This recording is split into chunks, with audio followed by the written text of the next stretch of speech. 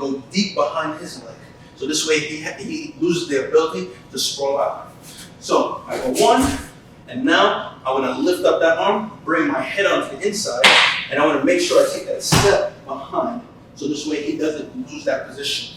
If my leg is on the outside, all right, he won't be able to sprawl. I go elbow deep, I pick up, and within time, you have to be able to do this immediately, or else they'll regain balance immediately.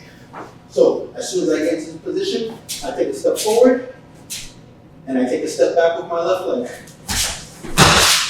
The action I'm looking for is pulling down straight to the ground. There's no lifting that comes with this. It won't require any serious lifting, like all the other techniques, like take a ruler. One time. I take a step. 1. Elbow deep. As soon as I pick up, I start working into that position immediately.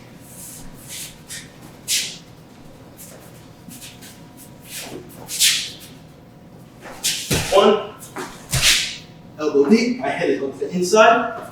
And now, as soon as we pick up, we want to off balance. We don't want to put all their weight into this direction. Same thing to make this leg nice and light. So my head goes in position, and now I start taking a step forward, and I back step, and I pull heavy on that collar deep between his legs.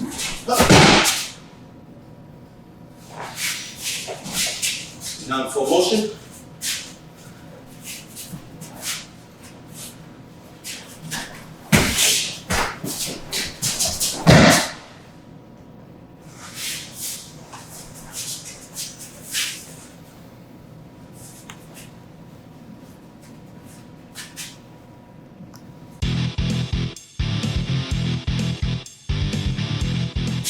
The next technique I'm going to be showing is called the Dimelo. Something that growing up I used to watch Carlos Mendez. He used to compete for the United States but also competed for Puerto Rico.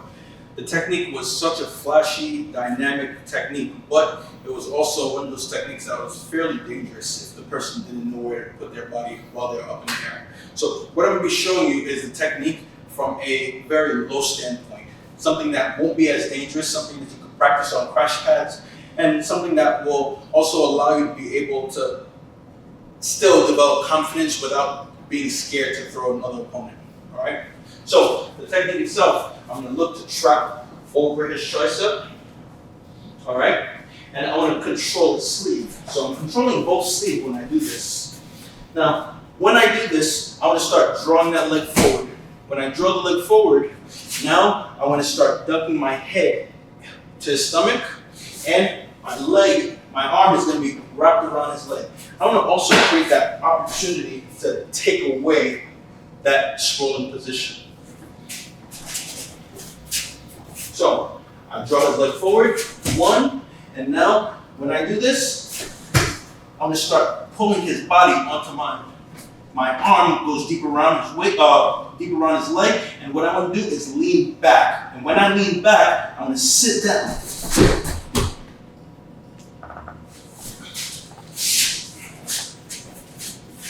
So, one more time. I control. If I can, I want to duck that hand deep under. So this way, they don't have the ability to turn out the technique. What I want to do is remove that ability to scramble.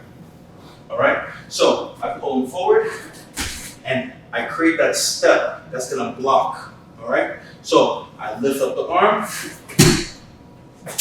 I create that step. Elbow deep, and what I want to start doing is loading and locking his body in nice and tight. And I lean back. As soon as that happens, I want to start going right into a position that's going to allow me to be able to stay right on top and keep this. Time. So, I get control. One over the tricep. The other one is controlling the sleeve. No matter what happens, I want to try my best to make sure that there's no opportunity. All right? So I start pulling in. My head goes deep under in between. I want to lock onto this. And usually, this is what they aim for. But safety-wise, I want to be able to control. I start pushing off the ground and bridging backwards.